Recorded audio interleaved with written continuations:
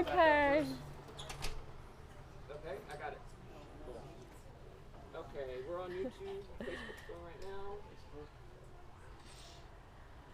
Just let me know when we're up. We're up.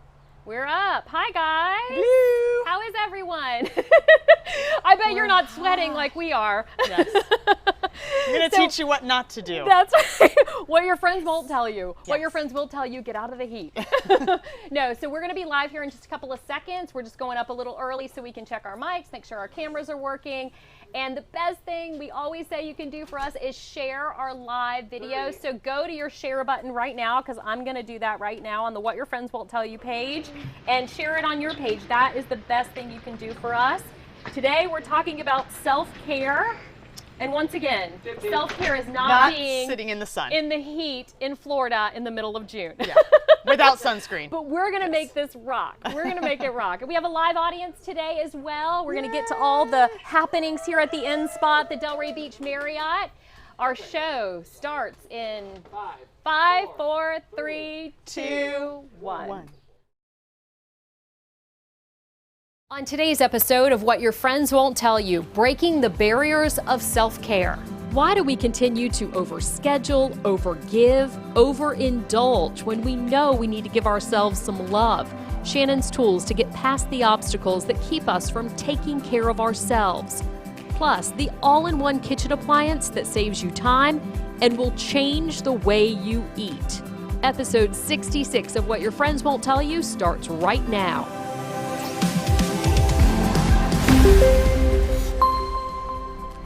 Today's show is brought to you by the Inn Spa at the Delray Beach Marriott. Hi everyone, and welcome to What Your Friends Won't Tell You. This is episode 66, and we are live at the Inn Spa at the Delray Beach Marriott, and we are celebrating Global Wellness Day. They're actually having a lot of festivities here at the Inn Spa throughout the day today and also tomorrow. We're having people doing yoga down on the patio. We have people getting free spa treatments right now inside. We have our live audience that is here enjoying some cocktails and free spa treatments and all the good things. Thank you guys for coming. And today we are talking about self-care. Yes, and we want to once again say it's not sitting in the sun without sunscreen at 11 a.m. I know.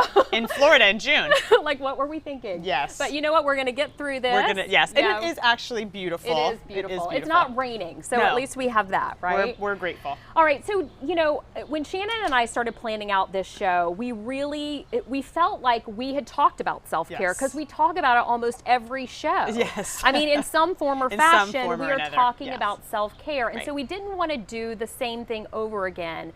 But what we talked about was breaking the barriers. What does that mean, Shannon? Well, what we talked about is how we keep talking about self-care and then not doing it. Right.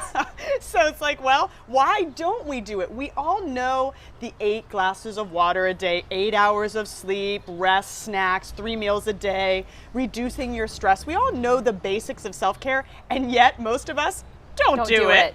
So we thought, you know what, let's talk about what are the barriers to self-care? What are the things that are preventing us from doing what we know is the necessary, required things for ourselves? Yeah. So that's where we kind of started. You know, it's funny because for this whole week, my schedule has been crazy. Yeah. And I've been a crazy person. And I said that is my biggest barrier, is overscheduling and Yes. thinking that a dental appointment will take 15 minutes. Yes.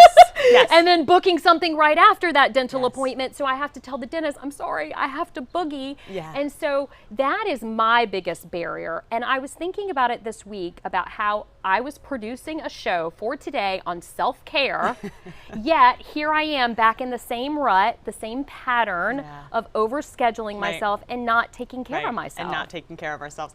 And for me, it's busyness. Just, you know that you need to do a walk, you know that you need to do some exercises, you know that you need to do certain things, but you're going all day long and then you don't ever get to it. And then my next famous thing that I'm famous for, that I teach and talk about, and I'm the guru of codependency, but if you need an appointment at 6, my walk is at 6, sure, I'll bump my make it walk. happen. Absolutely, Yeah. I'll see you at 6. So being codependent, taking care of other people, and then as a mom, forget about it, right? I can't tell you how many times I was in an outfit driving to the gym and Hannah would call, hey mom, Mom, I need you to come get me. Okay. Hey, let me turn around. Yeah, and that happens all the time. And I think, you know, what's really a struggle for me this week, it's the first week that the kids are out of school. My daughter's not in camp. You know, I had totally different plans. They were supposed to be out of town this week. They're not out of town, so they're staying here. Lane's like, can you bring me food? Can you do this? Yes. I'm like, okay, I've got a million things on my plate. So I feel, you feel the guilt. Right. You So bring her food, you skip food. Right. Right. 'cause you Right. don't have I didn't time even for all eat of it. yesterday. I'm sure. Did not even eat yesterday. Gosh. Yeah. Flag on the play. The other thing that I think was really eye-opening when we were discussing this show, though, was something that doesn't sound like self-care, but is. And you said you saw a movie recently that kind of changed everything for you. It sounds silly, but I'm a movie buff. I love movies. I was raised in a house where that was just kind of our bonding thing, and still with my children, that's our bonding thing. So I've seen a lot of movies in my day.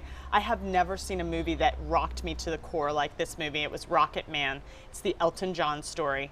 And I don't want to give anything away, but what came up for me watching this movie is that he's such a passionate human. Yeah. And I was very emotional in the movie because what I realized, and it just kind of all clicked as I was sitting watching the movie, I'm thinking, I'm doing a show on self-care. The biggest thing about self-care is living your passion, doing what makes you feel alive. When you don't do what makes you feel alive, For him, you it was feel music. dead. Yes. Yeah. And so when you don't do what makes you feel alive, you feel dead. When you don't live your passions, you feel like you're not alive. So for me, it's dancing and singing. And I had some health stuff over the past couple years, and I completely stopped both. Wow. And when I watched that movie, I went, well, no wonder I feel kind of Not dead. like yourself. Yeah, Yeah. not alive inside. And stupid barrier, you know, some barriers to self-care. Suzanne always gets a good chuckle out of me. So technology. Excuse me, She's challenged. When did they take the CD player out of the car? Because that became an issue for me. I kid you not, the other day she was telling, when we were talking about this show, and she said, you know, I don't play my CDs anymore. And I was like, oh my God, Shannon, that's not even a thing. I said, I don't know how to do a playlist on my phone, okay? My kids have some I'm like, all you need is Spotify. Like, I can show you how to make that happen. So we're working on that. But that was a